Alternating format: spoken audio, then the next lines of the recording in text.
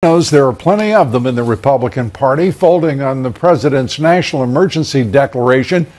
Mitch McConnell whining, saying this, quote, "There's a lot of discomfort with the law, not that the president doesn't have the authority to do what he's doing."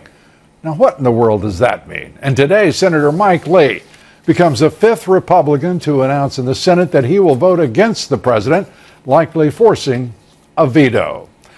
Joining me now, RNC Chair Ronna McDaniel, who is, I think, the best head of the RNC in decades. Good to see you. Thank you. It's always good to be here.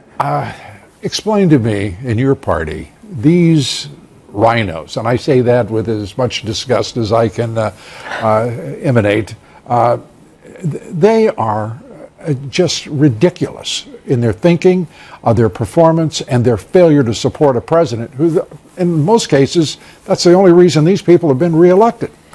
Well, I will tell you, I've been traveling the country. I'm in touch with the grassroots. I'm also in touch with the donors. And they're saying to me, you know, Democrats do one thing. They're in lockstep with each other all the time. Absolutely. And why can't we do that as a party? And obviously there's room for discussion and these things, but we all ran on border security. We all recognized that we had an immigration issue. All of these senators recognize that. We know the president's doing the right thing to keep our country safe. He needs to be supported. Yeah. I will tell you straight up, I think every senator who votes against this should absolutely be removed from office. I think the RNC should work to get rid of them because they're standing in the way of a president who is the most successful in the first 2 years of his presidency since FDR. And it's that straightforward. Well, I will say I've heard a lot of feedback from our voters, and they are saying, why can't our people support our president? We elected him, and it's going to be an issue for those who are especially up in 2020. Our president deserves support. He ran on this. And by the way, he has congressionally allotted the powers to declare a national emergency. This is something that he's doing well within his capacity as president. It's a 43-year-old act. We do, right? And it's been used 58 times since then. But we also have a serious problem at our border, and that's the real issue. Emergency. There's no question. He ran on it. We know it's a problem. What, 268,000 people so far have been apprehended at the border at the beginning of this year. It's up 300%. Right. We're looking at 1 million that will be apprehended. Yeah. We're looking at the ratio of those who are not apprehended to those apprehended. That means there could be as many as 4 million illegal immigrants cross our border this year, and these damn fools are saying there isn't a crisis at our border. So the president's going to veto this. It's going to go to the House. They won't have enough to override it, so it is going to go forward. But I do think, as I travel, it's the one thing I hear. Why do Democrats always stick together, and why can't Republicans stick with this president? Well, let's start out with Paul Ryan. Yesterday, talking about he didn't think that the president could win if it was based on the president. I mean, what kind of an ignoramus is he? Well, he's backtracked that today. He has backtracked that. It took 24 hours. It took 24 hours, but that's actually an accelerated evidence. And here's the reality, Lou, is what do we want? Do we want a Kamala Harris? I want people like Ryan the hell out of the party. Do you want that's a Cory what I Booker? want. I mean, every time we attack our president, we're helping the Democrats. And that's the reality. Well, Ryan was the Speaker of the House. He did nothing but lie to the president, lie to the American people, and represent the Chamber of Commerce every day in every way. Why is he even considered? Well, I'm glad he's backtracked. He's done the right thing. And we need to support our president heading into a presidential year, a president who, by the way, has added jobs, grown wages, cut regulation, taken on our national security, made us stronger, taken on ISIS. I mean, this is a president we've got a great president. And absolutely. He deserves our support. And we want him to win again. Look at where the Democrats are. Every time you attack this president, you're helping the Democrats. That's what I say to our party. So, yeah, I have a disagreement. Pick him up, pick up the phone, call the president. But let's make sure we recognize the end game. We want to reelect Donald Trump. We want to return our majority to the Senate, and we want to win the House back. All right, let me get your sense of things right now. This president working every day, almost single-handedly, to stave off his attackers in the left-wing national media, the radical DEMS, and the rhinos in his own party. What more can the Republican Party do? How can you turn it around, fight for this president, make it clear? I'm talking in the Senate, the House, Republican leaders, governors across the country. Start fighting for this president, because this is ignorance. The witch hunt, the bizarre revelations that continue to this day. The only ones who've been found culpable of anything in all of this collusion bull have been the investigators. Yeah, and Fusion GPS and the Democrat Party who paid them, and Hillary Clinton. I mean, this is just ridiculous. So why can't the Republicans turn the table? The 168 RNC members recently put a unanimous resolution forward supporting this president.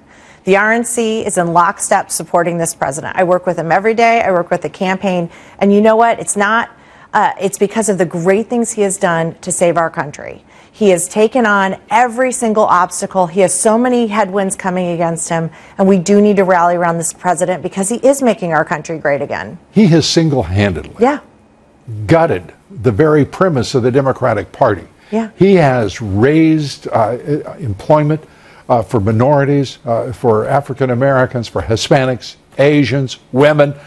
He has this economy growing at 3%.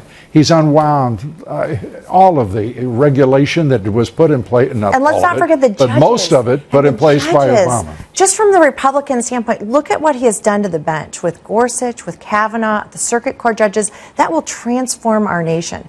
We need to support this president. And I hear it all the time from grassroots. They want to see our candidates. And all these senators, we have 22 up. 22 are up in 2020. They've got to support this president. So do you call a Chuck Grassley who's lost his mind, a Mike Lee who's lost his, Ted Cruz? I mean, who? I'm not going to share my conversations, but I relay the data to them. No, I mean, I'm not going to share on TV. Listen, I have to make it clear. Here's some of the conversations I'm hearing. Here's what I'm hearing in the grassroots. Here's what I'm hearing from our donors. They're very upset. And they say time and time again, why do Democrats always stand in line together, and why can't we do that for this president? And this from one of the president's greatest defenders and advocates, not just a defender, an advocate, and an important one. Thanks so much for all your... Thanks for having me. Ronna McDaniel leading the party, and I hope the damn fools follow. I hope so, too. Well, thanks so much. Thank you. Good to see you. Ronna McDaniel. President Trump thanked House Speaker Nancy Pelosi on Twitter this morning for her anti-impeachment stance. But why aren't the rest of the Democrats listening to her? Joining me now, Kentucky Congressman and House Oversight Committee member Thomas Massie is back. Welcome back, Congressman. Hey, thanks, Kennedy. You know, it's almost like Nancy Pelosi came out and said there is no Santa Claus. We've been lying to you for 2 years. And then Adam Schiff rushed in, and some of the other members, to assure everybody that, oh, no, there is a Santa Claus. We saw him eat the cookies, and there's some hoof prints from the reindeer outside. You know. No, it's really interesting to me how so many Democrats are hanging on to this impeachment fantasy. And even Al Green has said, well, you know, we have to impeach him because leaders said that he's unfit. It's like, what leaders? How is he unfit? What crimes? Like, specifically, what has he done to justify impeachment? Because, believe me, Nancy Pelosi and Steny Hoyer despise the president. But they're smart enough to know that simply resisting him only makes him stronger.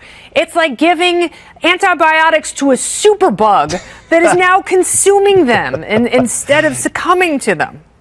Well, you know, Pelosi, like I said, she said that Santa Claus is not coming. But the problem is this is one of the biggest fundraisers for the Democrats, the I word. And they don't want to give up the I word for the fundraising and to motivate their base.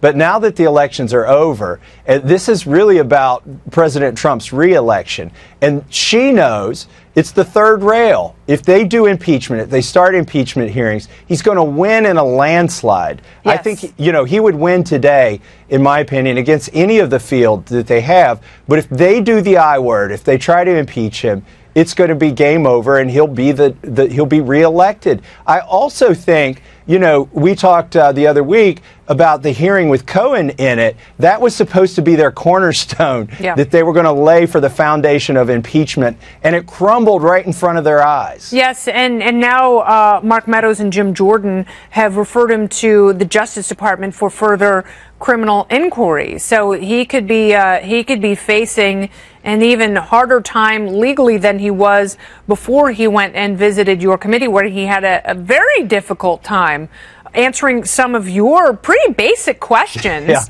And it's interesting because his attorney, Lanny Davis, has said two opposite things. So even Lanny Davis has gotten caught up in this lie, and he says, there are two Michael Cohens. Well, I think we did put him in a difficult position, and it was 6 hours long, but his false testimony that he gave was in the first 5 minutes he told a lie. I mean, it was in his written testimony. He said he never asked for a pardon, and he wouldn't accept one. The problem is he did ask for a pardon, and he would definitely accept one. So they had to fix that. You know, it reminds me of a scene in Willy Wonka and the Chocolate Factory, when the adults said that the factory would never open again, that it was closed forever. And Charlie said, wait, it's open right now. What do you mean? You said it was closed forever. And the adults said, Charlie's mom said, well, sometimes when adults say forever, they mean a long time, just a very long time. So Cohen, when he said never, he meant, well, not today, I haven't asked for a pardon.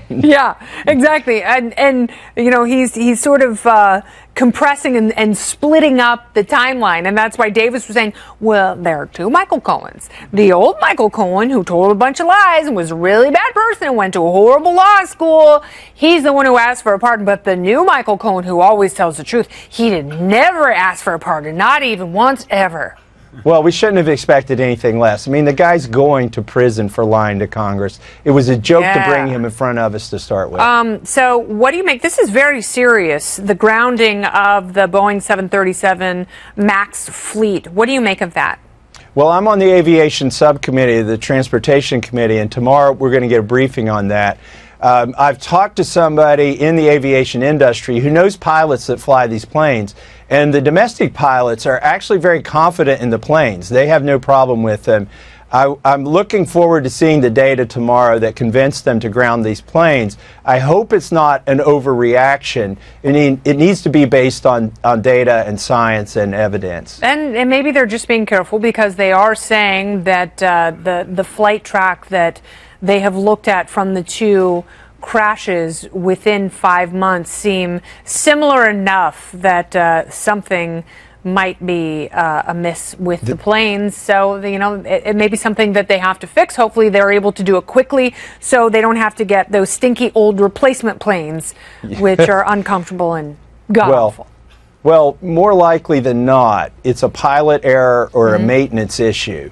Let's keep that in mind. So going forward, but you know, I guess they've decided better safe than sorry. Maybe that's the right path. We'll get to see that information tomorrow. Not everyone likes to live dangerously like you and me, Congressman Massey. Thank you very much for being here tonight. Appreciate it.